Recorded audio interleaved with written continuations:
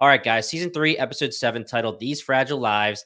Kathleen is not here today. She's on a quest. She's with the Cromenockle right now. She's a little busy. So we have Luke and Brian.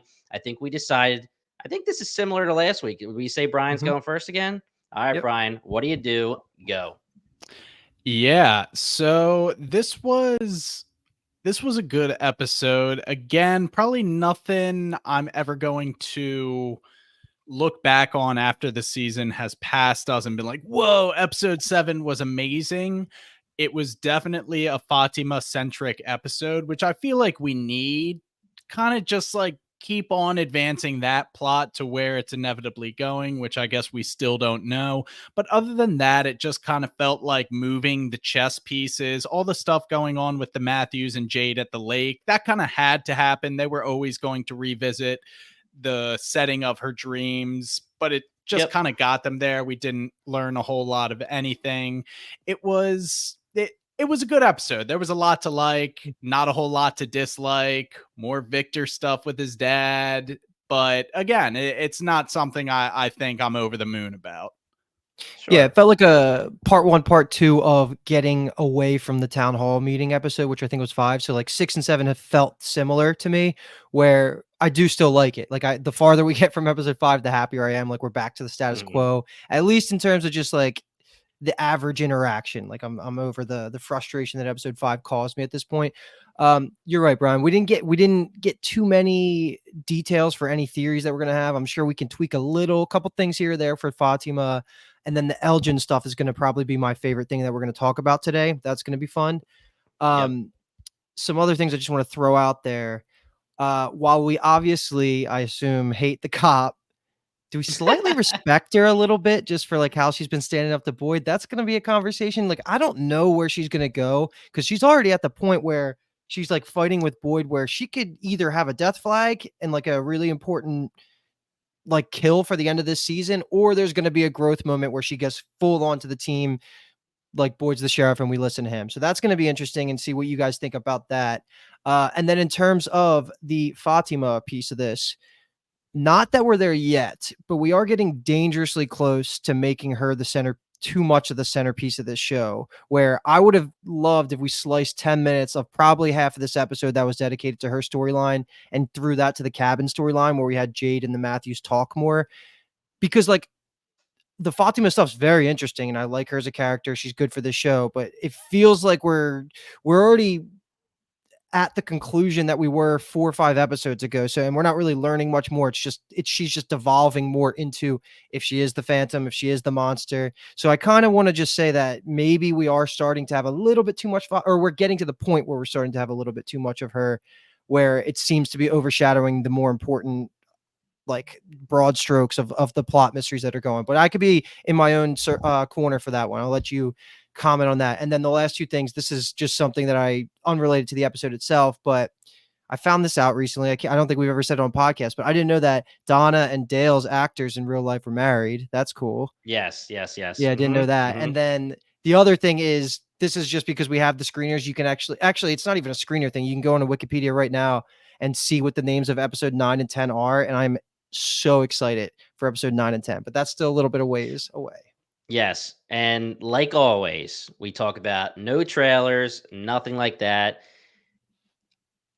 I hate the trailers for this show because I watched them in hindsight just to see, and I'm not going to say one more word about them except for the fact that they give away too much. But Luke, you're talking about the title. Please don't read the description either, because people are saying all over the internet that the description not necessarily gives spoilers, but it can like help you figure out where this season's going, which we don't want that at all. We want to be surprised. So no descriptions, titles are fine, no trailers, but yeah, I agree with you guys. I think you said exactly what I was going to say.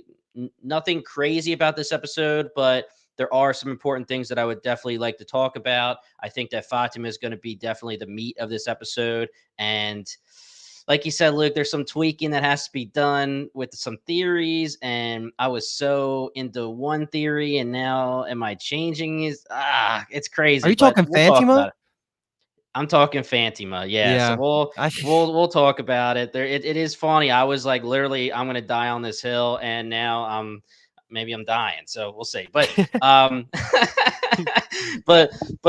yeah, Fatima is definitely going to be the meat of this episode.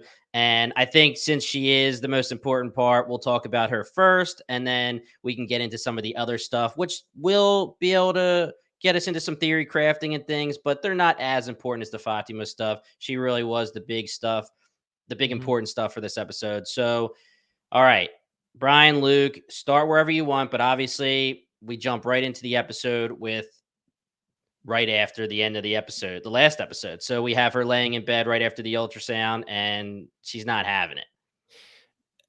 I got to say two things here.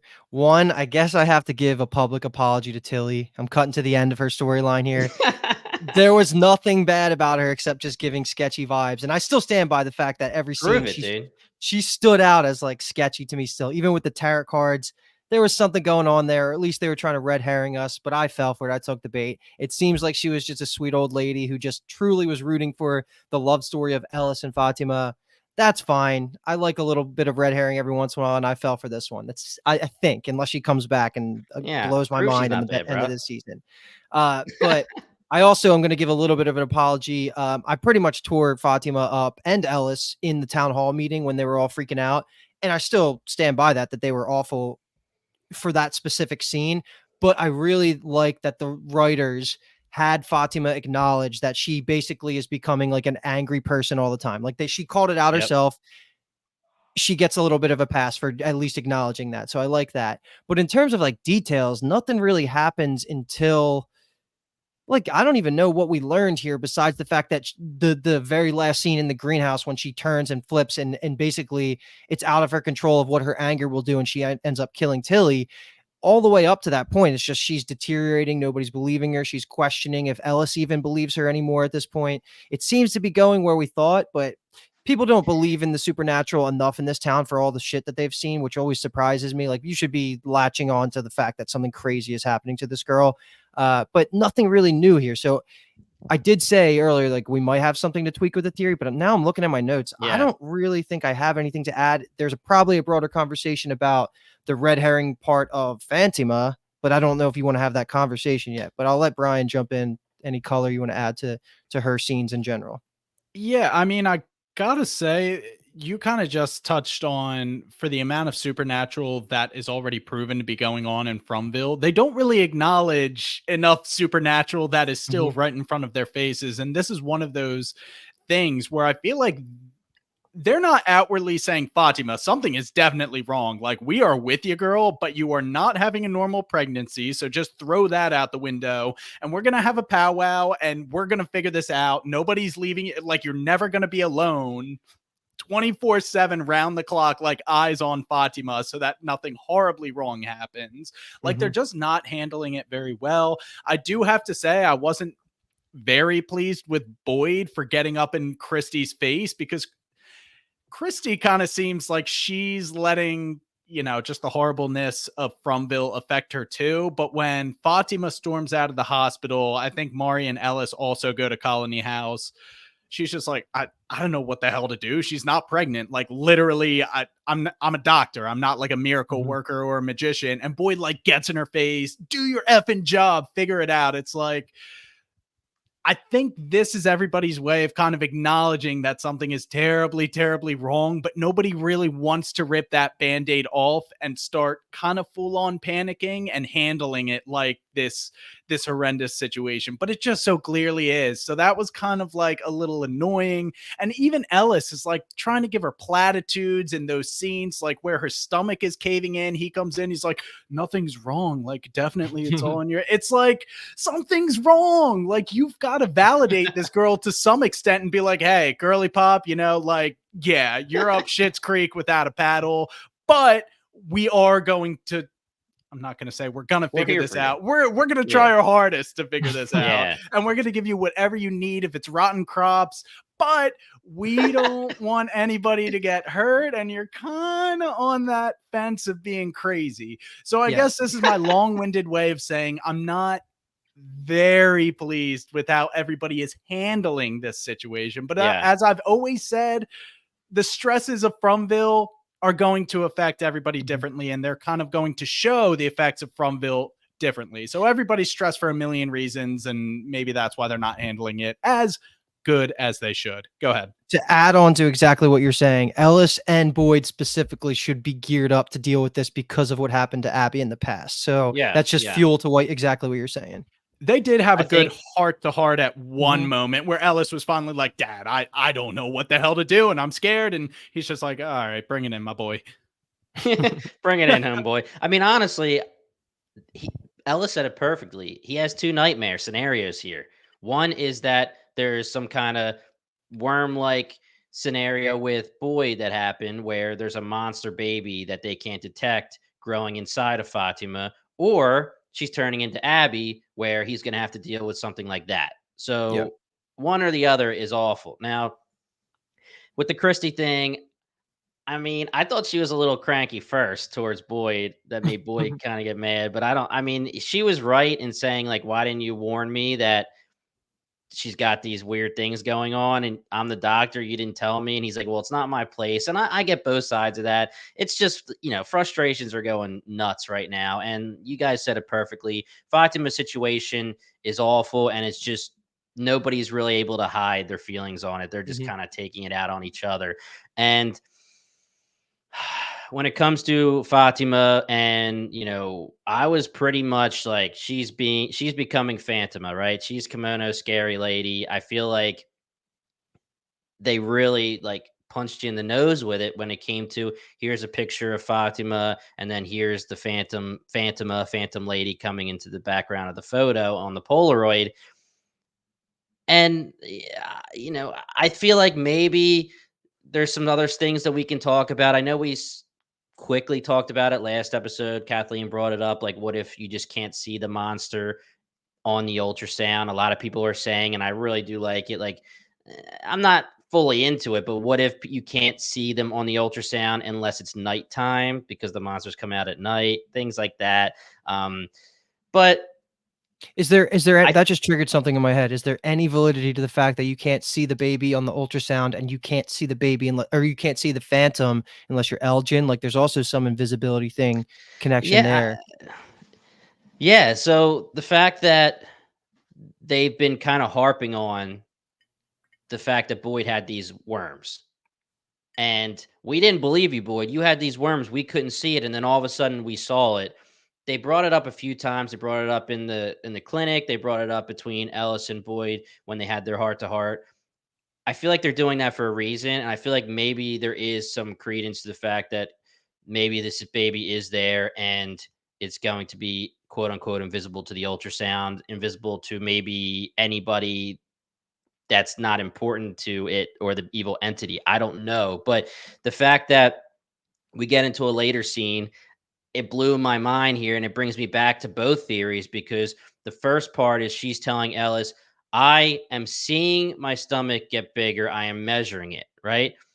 That would make you think, okay, then maybe she is pregnant. But then when she started having the freak out and her stomach is going wild and it's sucking inside and it looks like she's getting all skinny and emaciated or whatever, that made me think, okay, then that's a monster change. Like, she's not, I was thinking, like, if you want to show me that's a baby, then show it kick or show the stomach move like something's in there. Don't suck the stomach in and make it look like she herself is changing. So it really seems like it could go both ways. And a lot of people are up in arms about the fact that, it's not Fatima. Like, this scary, skinny kimono lady is not going to be Fatima. And Luke, we texted about this on the From chat, and it causes some problems, definitely.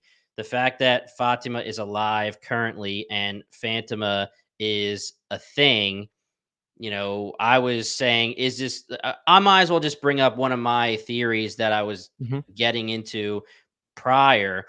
And when I was immediately just fully like, they showed us a picture of Fatima with Fatima, boom, they're totally telling us that's true. I got really into the theory and I started trying to figure out why this could be a thing. And I was like, all right, what if Fatima is changing into a monster, right? What if she is changing into exactly what I brought up, and then we all ended up hoping for, where she changes into a monster that is exactly like the monsters that lurk out in the night. And normally she would look like Fatima, and change into the monster, I guess, during the day or when she's about to bite somebody or whatever. But Fatima somehow is able to fight this, where she has some kind of cognition where she refuses to eat, whether it's physically or emotionally. So we've always theorized that these monsters and the evil entity need to, quote unquote, emotionally, mentally torture people to feed them, but maybe they also really do need to every once in a while eat. So we've been wondering, if they really need to eat physically, why do they let people go sometimes? And why don't they just say, "Oh, I'm hungry," and just like bite, Right. right? But we also do know that a lot of the times that they're letting people go, they are emotionally traumatizing them. And maybe that's feeding them as well. So my thought was that maybe Fatima is going to refuse both of those. And we know that when Fatima wasn't eating the crops or the blood, she was starting to look very sickly and very frail and very skinny. And then when she started to eat the right things, which again is the blood and the crops, that's when she got her color back. And Mari said, "Oh, you're looking great," and blah, blah, blah. If she refuses to, quote unquote, be a monster, could it emaciate her in such a way and suck the life energy out of her where she turns into Fatima? Because Fatima does look like someone who is just skin and bones and tendons and things like that. Now, Mhm. here's the problem. So then what? Do we just say that maybe there's another way of killing these monsters? Don't feed them emotionally, don't feed them physically so they can dwindle away. And then what? Fatima dies and now she's a ghost to Elgin. The big problem here is, are we talking Right. time loops? Are we talking about that's the thing that's really freaking me out and making me wonder, maybe this isn't really a connection. They have to be connected, but that doesn't mean that she has to be Fatima. She doesn't have to be the kimono lady, Mhm. but if she is, then we need to figure out how a time loop scenario works, or she's a ghost, but she died already, and she's alive right now. Like that kind of stuff is what's confusing me. Mhm. The other dots that now have to connect are the Fatima, if we're sticking with that nomenclature, led Elgin purposefully to that cellar. And to our knowledge, Fatima has nothing to do with that cellar, unless maybe that True. corpse, now getting into that storyline, I guess, unless maybe that corpse was the last sucker that was going through Fatima's situation and just said, you know what? Someone's got to lock me behind here because I'm going to hurt people. And that was essentially his demise. But other than that, like, I don't know. And I guess we're going to get closure on that storyline next episode, hopefully. But that's the time loop aspect of it. And now this seller aspect are two dots that don't clearly connect at this point, linking Fatima to Fatima. And Yep. one more dot to add on to this, which ever since we got, I think it was last episode, we heard the quote from the Phantom to Elgin saying, "Help me, I can save you and help you get you all home." That every time we see her, that's the number one thing in the back of my head, and that has Yep. zero connection to why Fatima would have any ability to help them, even if she was saved from this like transformation. That wouldn't make any sense. So yeah, I mean, we were joking about it. I think it was 2 episodes ago was the first time we were really joking about where this could just be the writers just being so in our Meta face with slash, yeah, trolling. like, which in hindsight's gonna kind of be weak, like in a rewatch and stuff. But if there is pieces that we're missing, then we can go back and look and be like, oh, it was a red herring, but it also had other connections that we were just missing. That's like the perfect scenario for me. I Because will yeah, like I kind of agree. I don't know if Phantom theory holds as much water as it did two episodes ago. I will Right. also say, how heavy-handed have the writers been in linking the Phantom to Fatima? I mean, the picture, her showing up in the picture, yes, that's heavy-handed. But other than that, the kimono, like Ellis was wearing a kimono at one point in season 1, Yeah, and that was no, like I over it, agree. like that wasn't so in your face. I think the obsession, Jimmy, you've said it a couple times, us going through it with a fine-tooth comb and obsessing about it week to week. That's where we're just like, it's Fatima, like 100%, it's gonna be Mhm. Fatima. Haha, we got it. Other than that, I don't think it would be so unsatisfying if this turns out to be a quote red herring, if you will. Because I'm thinking about it, it wasn't too heavy handed. Yeah, I agree. Yeah. I think I'm Yeah. starting to slowly change my mind to that mindset And too. I think that would almost be more satisfying than just, oh, it was Fatima all along, just like we knew in episode 2. Yeah. Yeah, and I think that there has to be a connection, though. I don't know that I would be okay with the troll job with them putting Fatima and Fatima in the same picture. I understand it, and I said it last episode. You can just say that Elgin was looking at a random picture, and Fatima and Fatima just so happened to show up in the background, and then she showed up in quote unquote real life and said, "I can help you. Let me help you." That's fine. It could be like that, but the writers know that people have been theorizing that Fatima and Fatima are a thing since you first saw this entity trying to drown Elgin or pull him out of the bath, however you want to say it. It's been theorized for a long time. So the writers doing that, it kind of feels like a troll job to me, and I'm not going to worry about it, but I still think that I'm going to hope that there is a connection. It just doesn't have to necessarily mean that one equals the other.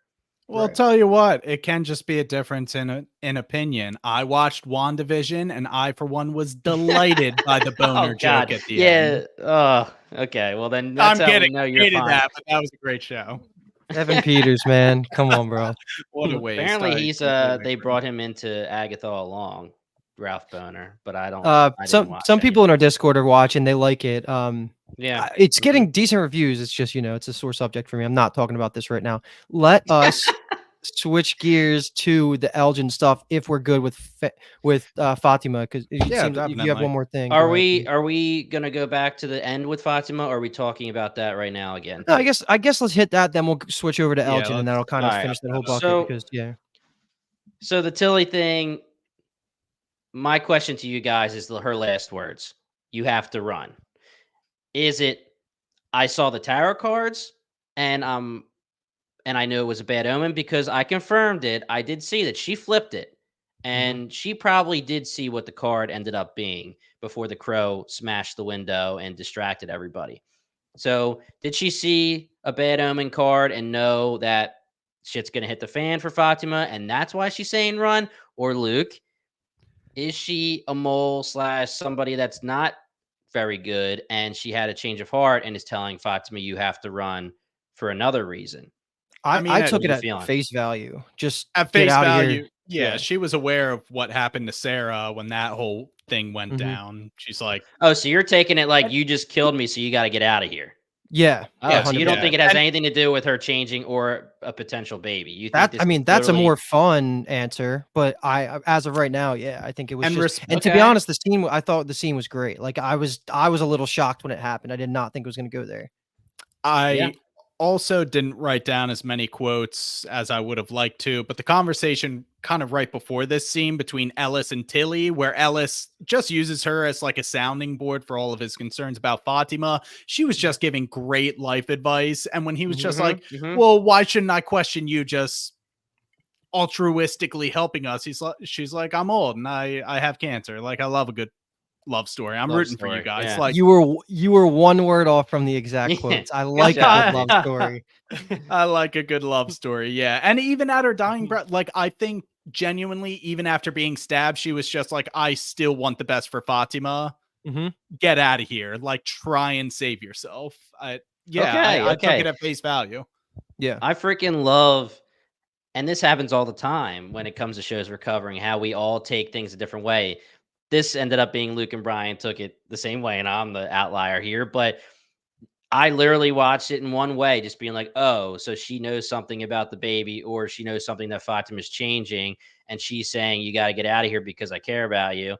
I didn't really think the mole thing, I'm kind of done with that, but I just wanted to bring it up. But then you guys took it at face value, and that does make a lot of sense. It really does. So now you're having me kind of shuffling here to decide where I'm thinking. Tilly served a purpose.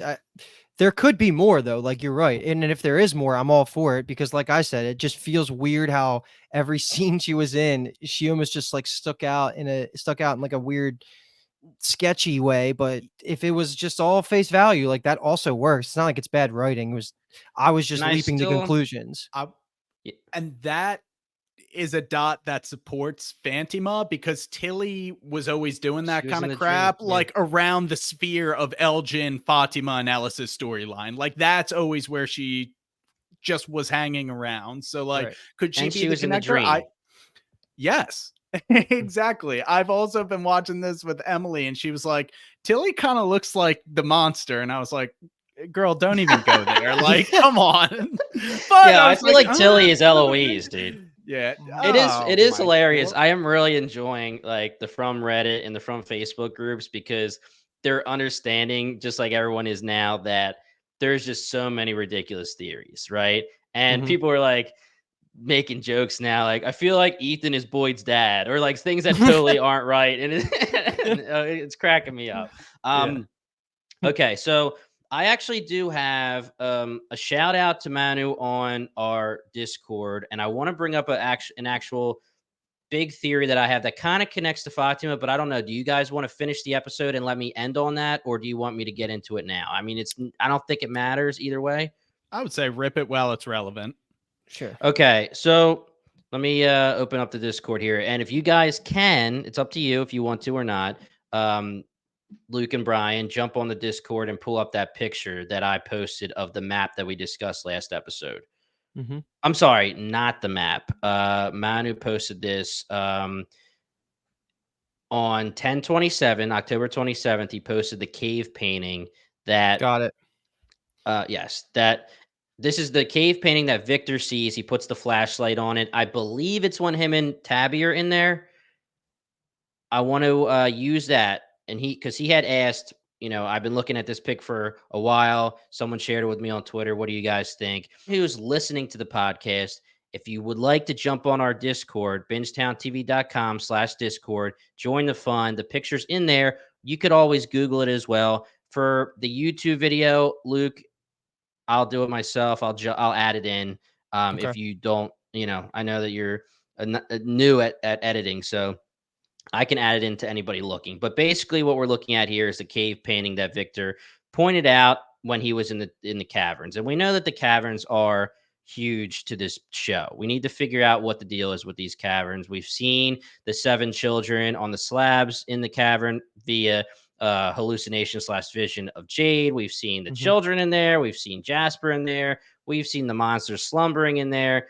We've seen a lot of things in there. So let's take a look at this, and you guys let me know what you think. And I think it might answer some questions. There is people talking on Reddit and Facebook, and it's funny that they're quoting the showrunners, but I don't know if anyone has ever been able to prove that the showrunners actually said this. But I'm gonna go with they did, and we just can't figure out where or when they said it. And what they said is, if you can figure out what the monsters are, you figure out what the show is.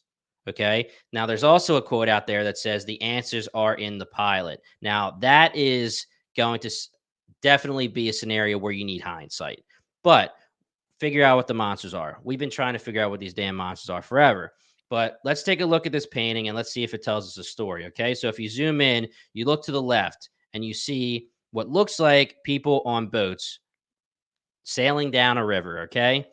Mm. Now, to me, if you look around the river, to me that looks like trees, right? The line, the vertical line with the 3 lines going through it, to me it looks like it could be a tree, which is actually important because if you think that's a tree and agree that's a tree, then there's 8 of those symbols on the talisman. Are there 8 faraway trees? I don't know, but that's for another theory. I don't know if we've ever been confirmed on that. But anyway, we see these people going down a river and we see a big black tree, right? And this tree looks like the same exact symbol, but it's huge. Okay. If you're looking up to the right, Mhm. is this tree the version of what would happen if cars didn't exist? What if this is the past where there's people traveling and they're traveling by boat and the tree has fallen across the river and they cannot pass, they cannot go any further, right? Now, there's obviously a lot of things you have to add here, little fluff to make the story make sense. But let's just say that these people decided that let's go back, let's go forward. What can we do? They don't have cars, so they have to get out of the boats. And eventually they realize that they're trapped in this forest, this town. Back then, it won't be called a town, but we'll call it Fromville still. So they're trapped here. Maybe they decide that they have to establish themselves now. They have to just create a life, right? They can't get anywhere else. They just need to live there. Kind of like the Yellow Jackets, right? They're stuck in the wilderness. Now we need to live here. Mhm. Okay. I feel like this right here, the next thing you see in the middle is is almost the easiest part. And that would be, okay, here's the people around. We know that there's 7 slabs. Those 7 square slash rectangles to me look like the 7 slabs. Yep. And the symbol to me above it looks like the vision that we literally saw with Jade when he looks up and the children look up, and there's the roots of the tree creating a symbol. Now, we can get back to the 2 people in white on the top right corner, but my thoughts here are going back to your theory, Luke. What if in this moment, it doesn't matter. It doesn't matter what the reward is, but the evil entity may exist, but maybe it's not all powerful and as powerful as it is now. But what if the reward is, hey, you can leave. We'll get you out of here if you sacrifice 7 children. Eternal eternal health, eternal wealth, anything, right? There's the reward doesn't matter. But what happens is they decide to do the unthinkable, and they sacrifice 7 of their children to this symbol, to this entity, right? Now, this big red symbol to me, I'm going to go ahead and say that that's the entity. I think Mhm. that's the evil entity, right? When I see red, I'm going to say everything is evil in red. Okay. So now we move on to the right. Again, let's ignore the adult and the child, is what I'm guessing. But then we see these people in red hovering around something, and then there's a house with, again, these tree symbols. Now, I don't know much about the rest of this except for the fact that these people in red could be the monsters. So my thoughts are that they were cursed. And Luke, this is your theory. These people completed the ritual. The ritual unleashed the evil entity on the world, but it also cursed the people for doing the unthinkable and sacrificing the children that they love, and it turned them into the OG monsters. Okay, now that is an origin story for the monsters. Why they wear what they wear and all that kind of stuff, I don't know. Is the people, there's somebody watching over this ritual, but they're in white to me, so they're not supposed to be evil. I don't think, if my theory is correct, is the little one the boy in white, and then there's a parent for him. I don't know anything about that, but I think that this cave story is just telling the story of the origins of the monsters and the ritual. Gotcha. Total fluff and total guess. That's where I'm going for. But Now, I do agree that this looks like the origin story of Fromville, and to even mhm, just like add on to it off the top of my head, like looking at the symbols, there's all these like V shapes flying around in the top right of the cave painting. Is it possible that those are the crows that everybody sees, and that's like the right. eyes of the entity as well? Like that could kind of fit Yep. there, but they're white, meaning it doesn't necessarily tie one to one with them being like part of the evil presence there. And then also I want to loop in like, is the right side of this painting, it's giving me the cabin vibes almost more than like the town vibes, like the original Yeah. settlement of Yeah. where they would have Mhm. been. You could see the cabin surrounded by the trees, or at least a drawing of the building. So I do like that. I really wish I had a better view of what the people in red all the way on the right Yeah, are what they're like. around, because Yeah. there's no way that's like the totems that Jade's been obsessed with for a little bit. I don't if there's one thing I'm going to pick apart from your theory, I don't think white and red equate to good and evil, because that it could, but it just seems like that with the information we have right now, that makes it hard for me to tie it all together. Of course, like it could still be totally right, but as of right now, I love everything you just pointed out, especially the stuff with the boat. Like I didn't get that deep into Manu's picture, but I love the idea of this is how the Mhm. original people that came to the first settlement ever got here. Because you're right, it would have been pre-Civil War era or around that time. No cars, right? Right. Yeah. Yeah, I like it too. I gotta piggyback on you, especially the first people were just going down the river, see the tree, and that's like how they just traveled at the time. I do want to point out there are some kind of, I don't want to say blurry, but smaller, less in your face red Yep, symbols in yep, the yep, bottom left as well, which I yep. can't even begin to talk about. Oh Luke, I yeah. noticed the birds around the shoulder of the evil entity. Also, that evil entity as a whole, does that not kind of look like monster when they're in monster mode, like one of their faces, kind of their eyes, and then like how their mouth comes about like teeth or the Hmm. black stripes there? That could be Mhm, nothing. mhm. Maybe that's just how they symbolize the evil entity. I mean, I'm definitely with you guys. That looks like a silhouette of like a guy, but I'm seeing like a monster face there. And then again, yeah, what is that little powwow in the bottom right? Definitely that is supposed to be like a cabin. I would go with you. That gives me cabin at the lake vibes, but I'm not sure what those kind of fence looking things are. Yeah, So I think that's definitely Yeah. key. that's Yeah. I really do love that we're able to dissect that for 10 minutes in a conversation. Just that small little, probably flashed on the camera for 5 seconds painting. Yeah, Exactly. seriously. I It mean, Shout means out they're doing Manu, a man. great, That's great awesome. job yeah. with the details. And yeah, Manu, he's been an OG in the Discord. Oh, yeah. I feel like children have to be important in general to this Yeah. story, meaning Victor as a child, Ethan, obviously the boy in white who's not a boy anymore, but he was a boy at some point. Fatima having a baby would have to mean it's probably evil or a monster if we're going to go there. So Mhm. who knows? Who knows? Yeah. Yeah. All right. Let's move forward. Okay. Let us do a lot of, I mean, I feel like we covered a lot of the bigger topics. So there are a lot of little ones, but the last one I think that's going to have some discussion potentially is the Elgin stuff that I mentioned earlier. Just to quickly run through it, he puts the camera down at one point. It takes a picture by itself, and it sends him. We don't see what it is, but it sends him on the journey to the cellar, which we haven't revisited in a long time. And I love that there was a hidden door behind the cabinet because we've seen Julie pop up here from a faraway tree. This is where Victor's mom told him and Eloise to stay while the massacre happened. And then we've seen Mhm. Jade see a Civil War soldier pinned here in a vision. So a lot has happened here. And I love the idea that a fake little or like a ghost knock happened that draws Elgin into the room, which my God, I would never go in there without having 6 other people and 5 forms of weaponry with me before I'm doing this. But whatever, you got to do what you got to do to get answers. And the thing that he says in there is this really where it happens, not Yeah. happened like one time, Right. happens, Right. which Right. is Right. super important, meaning either this is a spot where transformations happen, maybe, or like maybe I really don't even know where to begin to guess, but like this is the storyline that I am looking forward to the most of anything for next episode of what the next scene we get Elgin is. And hopefully he knows how to spread information and doesn't keep this all to himself because he has talked with Julie in the past about things.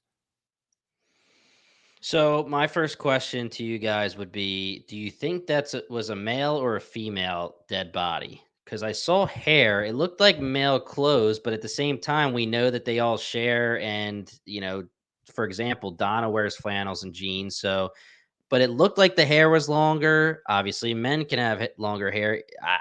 I'm trying to figure out what could be going on in there. So I'm trying to figure out who died in there. I was watching this whole scene through my fingers over my eyes, but I thought I saw like beard hair going on. So I just assumed without really looking into it that it was a guy. But I'm not gonna die on that hill. Yeah, yeah. What do you think, Luke? Did you have any No, thoughts, or you just saw a no, dead no. body? I just saw the body. Yeah. Yeah. And I So mean, we obviously, yeah. Go ahead, Brian. no, I was just like, what does Elgin know even to be able to say, is this where it happens? Like, Right. why It's were those the words that he chose to share with the monster? Mhm. I just don't even know. and it's another thing where are they communicating more than what we're seeing? Off-screen communications, or did she literally I'm telepathically talk to him? I'm gonna draw the line and say that Fatima and Elgin are not allowed to have off-screen communication. I want to I see agree. every single interaction between these two. Mhm. Yeah, you're starting to sound. You must be saying some important things, Brian, because the entity doesn't want you to be on video right now. No, It's you're a little that's blurry, and terrible. It's It but happens. the audio's fine. We'll deal with it the after. audio is Yeah. fine, so we're good. So when we go in there, we see a little cot slash bed. There's a side table with, I think there was a candle. Was it a cup? And then there's a chair next to the bed, like almost. It always makes me laugh. Like I'm thinking of Knocked Up when they go to Vegas and he's like, there are 10 different kind of chairs in here, and then they're trying to sit in each chair when they're on shrooms. But like I always think about like what's the purpose of a chair when it's in a room, right? And is the chair just there to decorate the room, or is it supposed to mean two people are going to be in the room or we're in the room? There's only one dead body, but is it like a sick bed where somebody sits next? Is somebody kidnapped and chained to the bed and somebody's watching over them? Things like that. The sick bed is where my head went.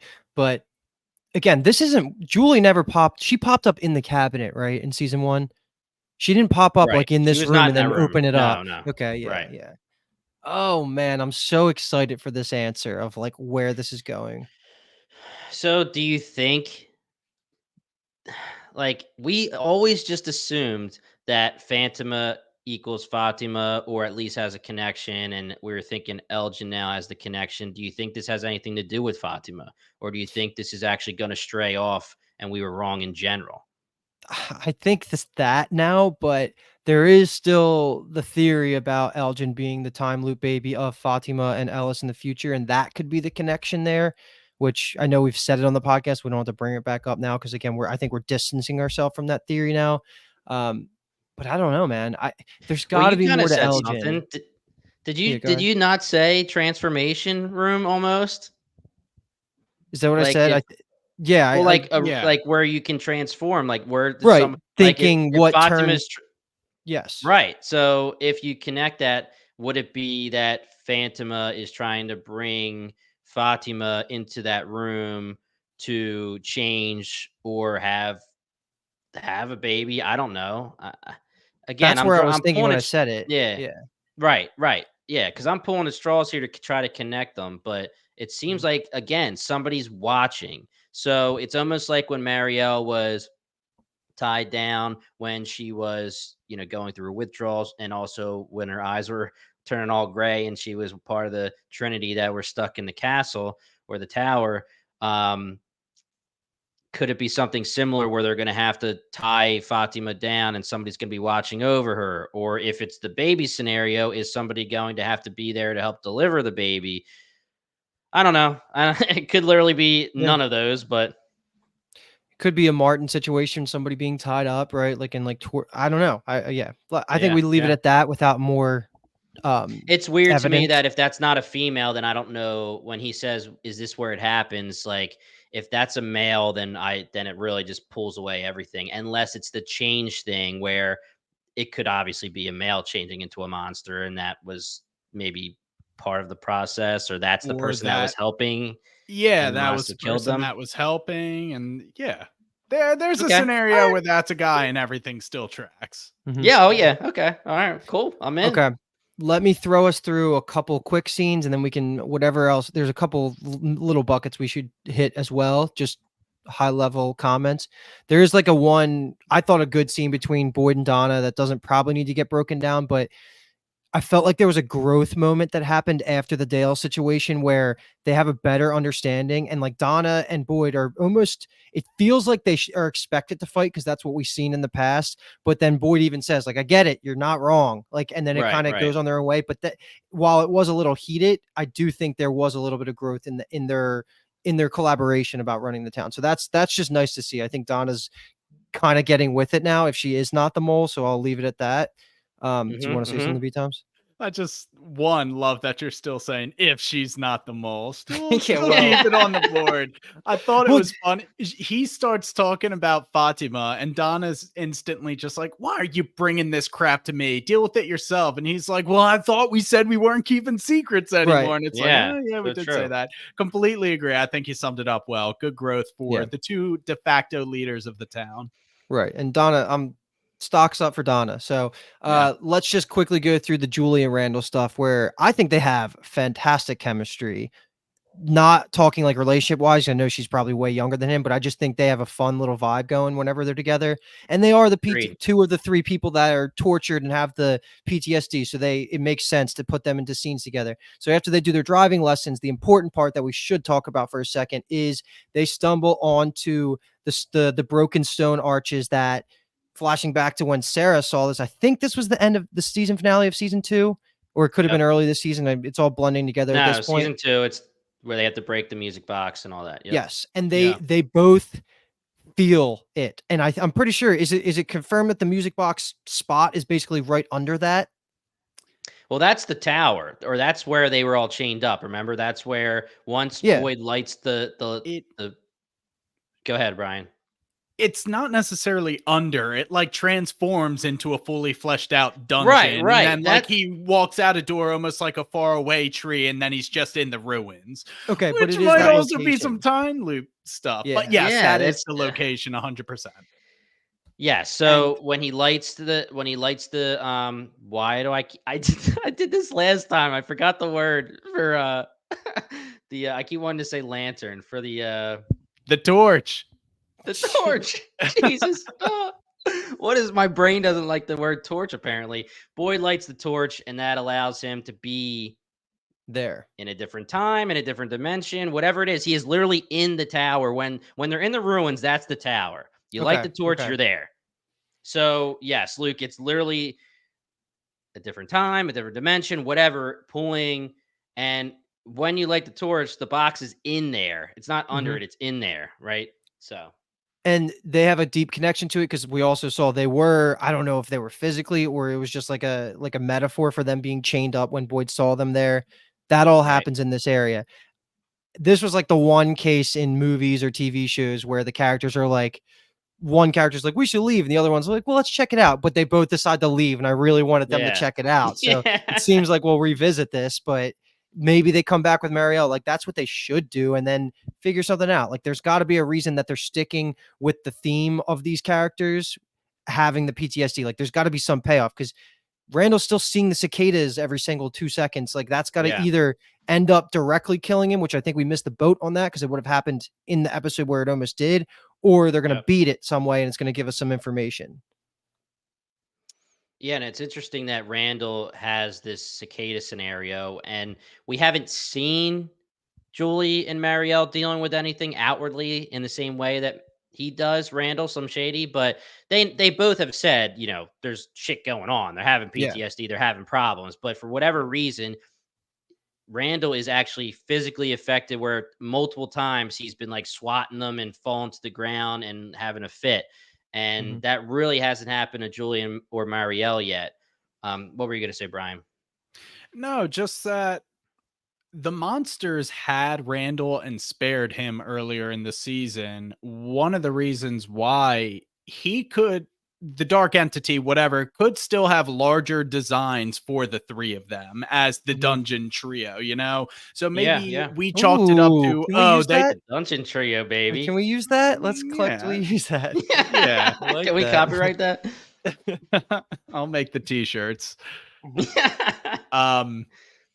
No, but yeah, I mean, that always felt odd that they let him go, besides the reason of, they want him to be a constant reminder of how futile the situation is. If they don't know by now, what is Randall with a mouth scar, which looks dope, by the way. My man is just the Joker. What is that going to do to add on to the hopelessness? Like, they know how screwed they are. So, right. And I gotta say, like, something about Julie kind of calms Randall down, I guess. I thought that was like one of his best moments where Julie's just like, don't you feel it? Let's go check it out. He's like, I don't feel shit, Julie. Let's go back home. Like now is not the time, the place. We both know how messed up we are. We're not doing this now. That was just very. So do I. He's protecting her like a little sister, and I just love this relationship for both of them. Yeah. Yes, and if we're good, do you have more, Jim? Well, yeah, I just have one question for you guys, and that is, what do you think will happen if they actually cross the threshold? Whether it's Randall, Julie, Marielle, one at a time, all three, any combination. Do you think it's pulling them there and then something will happen where like they're back in chains? Do you think that it's kind of like what Boyd was dealing with where they're like, I feel something, but I can't grasp it? Like, do you think it'll literally transform them back like to the dungeons and they're chained up, or like, what do you think? I don't think it'll be snap of fingers. They're back chained up on the wall, but I do think they'll transform back into the physical dungeon. And Martin told us, he was warning Boyd, you got to be quick, otherwise they're going to come back. So there is a monster or other entity that is interacting actively with those dungeons. So maybe they'll just be trapped there, and then someone's going to come and it'll be Bad News Bear bears for them, and they're just a hop, skip, and a splash away from being chained up to the wall again. Cool. I All right. mean, I like it. All right, I like it. Luke, So go ahead. 2 more little things left to talk about, and I don't want to end on Acosta, the cops story. So let's just run through that real quick. There's nothing to break down. It's really just thoughts. Because I know, Brian, one of your wishes last podcast was a big Kenny episode, which we did not get, but he was the shoulder for her to bounce things off of in the diner for a second. She is just playing like the rookie here, and I don't know how much else we want to say, but she seems like a wild card. Like she now has the gun without the bullets that she gets from Boyd at the end of the episode. And I do like Boyd kind of standing up to her and being like, we're gonna have a problem if something else happens here. But just focusing on Acosta and Kenny stuff. And then the music box plays again, which I know that's always something. It's not just random that it happens. Things are gonna get easier. No, I did like how we actually got to see someone being like, why the hell isn't everybody asking these questions? And Kenny's like, pull up a chair. We've tried. Have some tea. Yeah. She was like bottom of the barrel. Acosta, the cop, is the new Sarah because Sarah is trending up. She is bottom tier character right now.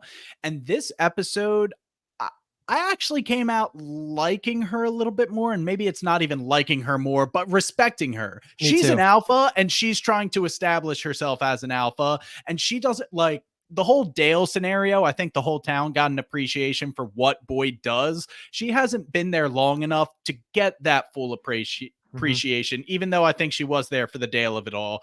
But she's still trying to be like, who is this Boyd guy pretending to be sheriff? And she doesn't get it yet. But I think she's not a wild card in the sense that Randall is a wild card. She is a cap. Oh, what is the How I Met Your Mother? You're not a cap or something. What am I thinking of? Oh my gosh. Whatever. I botched the quote. But no, I have a respect for her. And I think Boyd even deep down has it too, because when they're having the exchange, when she's trying to get her gun back, he does give her the gun, takes out the bullets, and he's like, you'll get these back when I think you can handle them or deserve them, or I can trust you with them. So even I think he sees that she can be an asset, and I don't think she's your run-of-the-mill rookie who will give up on the questions that easily. I think she's going to be determined to the end, like kind of Jade is. Like, she is going to die trying to solve this puzzle, and I want that in this show, and I want that on the squad.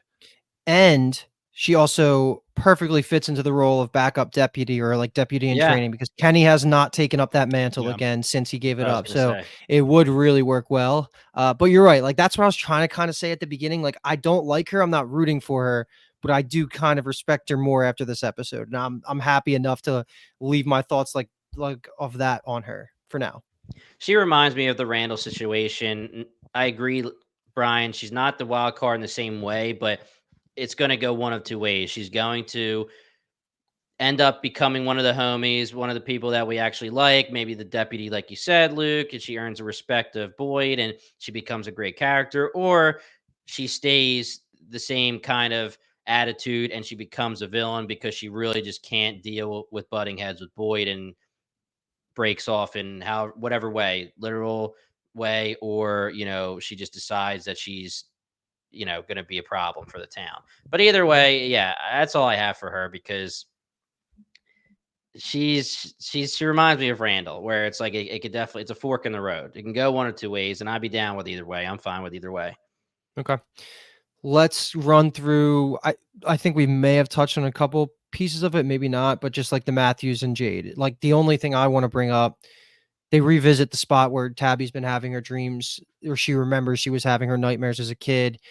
But Jade starts theorizing that potentially, what if there's no free will and everything is determined? Like, that's a fun answer, but usually when they give big answers to the purpose of Fromville, you usually cross it off. Like, that's the first thing I do about, like, that's not the answer now. But it is a fun thought experiment, and makes sense that Jade would say that, because what if you don't have a choice? You're destined to come to Fromville. That's what he's saying about Miranda. Miranda, right? That's what he's saying. Yep. Miranda? Yeah, that's what he's saying about Tabby, like all that. So it seems like maybe we'll get more cabin scenes next episode. I don't know. They could also just skip to them coming back, but like it feels like we didn't get enough of a payoff of them going there. Besides Jim kind of being the worst for a second again, but that's like typical. Yeah. It was also just confirmation because she was just like, everything's the same down to the minute detail. I would run from over there, hide behind this rock, and whatever I was scared of is behind the rock. And then they're like, well, what did you see when you looked up every time? And she's like, I never got to tell. I always woke up and it's like, that's what I wanted to know. Come on, what the hell is wrong with this show? But confirmed, not Eloise, by the way. Yeah, true. That was for you, Jim. Whoa. All right. Yeah. Okay. I'm jumping in here. So it's well, not I mean, Eloise. She definitely, she could still be Eloise. I'm just saying, like, it's confirmed that the scene that we saw was saying Tabby. It's herself. Yes, right. Yeah. But here's the problem. We have, first of all, with the Jade stuff, he's kind of flirting with the reincarnation theory. He didn't say reincarnation. He didn't say anything like that, but saying chosen one, lack of free will. He was kind of flirting with that. So I hope he doesn't say those words because that means we're wrong, Luke, like you said. All right. So I want to shout out Kat on Discord, and there's 2 reasons why I want to shout her out. The first reason is what I was getting at in the last episode. When I watched this screener on my little phone, I saw Eloise, right? And the problem is that I saw a young brunette girl, right? Easily could assume and should assume probably that it's Tabby, but my mind went to Eloise because the only other young brunette girl we've ever seen in this TV show is Eloise. The fandom is pretty loudly thinking, oh my gosh, this is confirmation. And this is not all the fandom, but I'm just saying it's a lot of people, enough people where I'm hearing it a lot or reading it a lot. This is confirmation that Eloise equals Tabby, right? I'm not saying that, but Kat posted a picture on Discord. And again, I don't think this is the answer, but I think it's a problem. The picture she posted is a picture of Henry and Tabitha at Henry's house, and it's a picture of, it's like a family picture, but it shows a young picture of Eloise, and it's a little brunette girl. And this little brunette girl in the picture is next to the Eloise or the Tabby that we see in the dream, young brunette girl. And do they look similar? They do. Yeah, they look similar, but I mean, no, like 2 little brunette girls, I'm going to say they look similar. But to me, this is a problem because it's too similar. And Kat also posted another picture that kind of goes right back to the problem. And she posted the picture, and this has been posted before too, of Donna and her sister. And if you zoom in on the picture of Donna and her sister, it kind of looks like the monster that was talking to Victor in the caves, the blonde lady monster. Is that confirmation that Donna's sister died and she became a monster? Or is it just there's 2 blonde ladies and they look kind of similar and one's... Right. I saw that too. Donna has seen that specific monster. She's one of the main monsters. You would think that would have been part of her baggage that she shares with everybody. Yeah. It's like, my sister got mauled and now she comes back to visit me in monster form every night. Like that would have been, she wouldn't. That's why I think this information. So that's right. And that's why I think that's a little bit of a problem, just because I don't think either's the answer. I really don't think that the dream means that Tabby is Eloise, but it's tough when you're watching the show and you see 2 young brunette children and say, well, is there a connection here? They kind of look similar. It was worth bringing up though, like for sure, because I see it, like I'm with you, and I'm also... That's what I'm saying. I mean, and she's bringing it up on the Discord saying like, what are your thoughts? I'm second guessing here. Like, what do you think? I mean, she said, I need to go find a pic of Eloise and compare. I don't know if, unless I missed some messages, I don't think she's swayed either way yet either. And I think she's on the fence, but there are people talking about it, like as if it's confirmation or as if you're a dumbass for thinking it. I mean, it's all over the map here. And that's why people always make fun of the From theories, but I'm not crazy for seeing that dream and saying, was that Eloise? So don't make fun of me, dude. Didn't we see pretty close up Eloise in that scene where Miranda, like the first time it's revealed that Victor had a sister? Yeah, we did. Well, but I mean, that could be confirmed. Go ahead. Like the point is, the picture on the wall in Victor's Is dad's Eloise. house is 100% Eloise. Like, it is Eloise. So like you can Right. take that. So that's, it does make it weird, but also that gives me issues with, like, if she remembers her life up to that point where she was having those nightmares, the accent thing throws me off. Like, you don't have any memories. Like, she has a mom that she talked to on the phone. Like, how does that connect? Is it her adopted mom that when she was in the real world? There's just issues that need to be worked out, but I'm not saying it can't be worked out. I am so anti Tabby is Eloise or Yeah, I is agree. Miranda or that. I don't even want to help breathe life into it, because that would just be I just can't see it. Yeah. Now, That's Okay. I will say, the picture that Kat posted, again, for anyone, we can post it on the YouTube, like that picture, Luke, like that t-shirt, Luke. Yeah. For anyone that's listening, if you want to jump on our Discord, you can do so. BingetownTV.com/Discord. Shout out to Kat. You could take a look. If that little girl on the left, who is supposed to be Tabby in the dream, smiles, I mean, you can't convince me that doesn't look the same or similar enough. Yeah.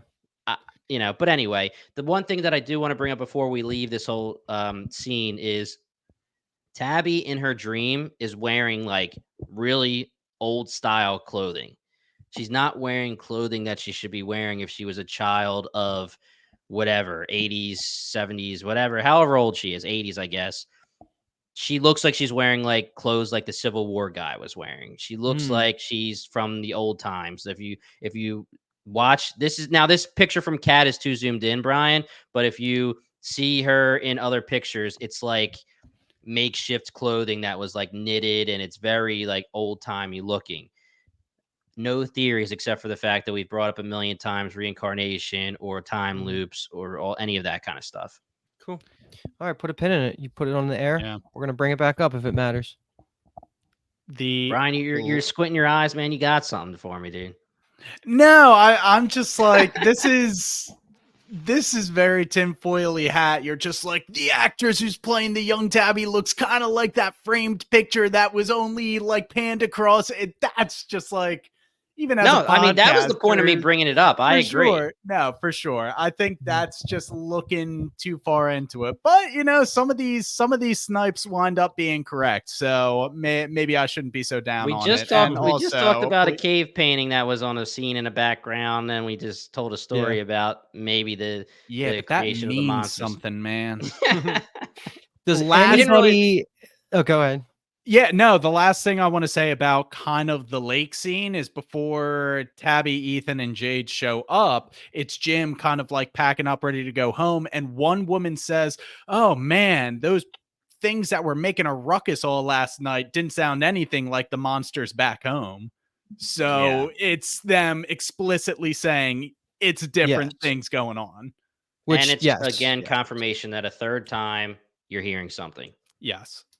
Any comments for the one, or I guess two singular connective scenes of Victor grabbing Jasper, failing to talk to him, and going to Sarah? Should we just save that whole thing for next episode? Because there's not, all we know is that Jasper's not talking to Victor, and he just goes right to his old house and says, "Can I go to your basement?" Like, that's it.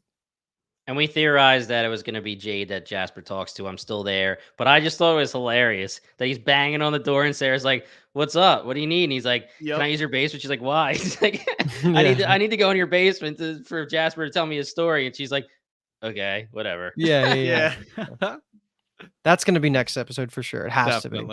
Definitely. That's all I got, man. Yeah. I don't know about you guys. Nice short episode. Wound up being our longest episode. Yeah, it was. Hey, it was a good one. We had some good conversation. We did. It was a fun one. And guys, we're hitting the end almost. We're getting there. Next episode will be episode 8. So that means there's 3 episodes left. We'll be back next week. We'll be dropping it ASAP. Talk to us on the Discord, guys. I did talk about 2 things on the Discord this episode that makes you kind of have to go jump on the Discord if you want to see those pictures. I didn't do that on purpose. They are on Google, but jump on the Discord and hang out with us and talk to us. BingetownTV.com/Discord. We have a blast with that. If you liked what you heard, check us out at BingetownTV.com or any of your favorite podcast apps. Just type Bingetown TV. You'll find our main feed. You will find every single show we've ever covered in 4 years. And if you hit that subscribe button, you'll be friends with us and you'll hear every single show that comes next. We have so many shows coming. From is going to be finishing as It's going to intertwine. It's going to be intermingled a little bit with Arcane and Silo, right? So we're going to have a lot going on pretty soon. And then obviously we have Dune Prophecy and we have Dexter Origin. So there's a lot coming. So what is it, Brian? What I do you was got? just going to say Silo and Arcane both only have one season. Binge that stuff quick Yes. and jump on for season 2 coverage because they are both Yes. phenomenal season 1 shows. Yep. I can't wait to listen to your guys' coverage because I was on the coverage as a newbie, as a rookie. And Arcane, yeah. Arcane, yes. I was late to that party and I really freaking loved Arcane. So I can't wait to watch and then listen to you guys. And then for Silo, me and Tyler will be back and producer Dave will be jumping on that. Luke will be on Dune Prophecy with Kyle. And I believe Paul, is that correct, Luke? Yeah. Okay. Brian and then will be for doing Dexter, Arcane, it'll be, of course. Yeah. And oh then yes, Dexter. Brian will be on Arcane, and then Dexter will be me and Kathleen, and maybe some people peppered in a little bit here and there, salt and pep. But anyway, we are BingetownTV, and thank you so much for listening.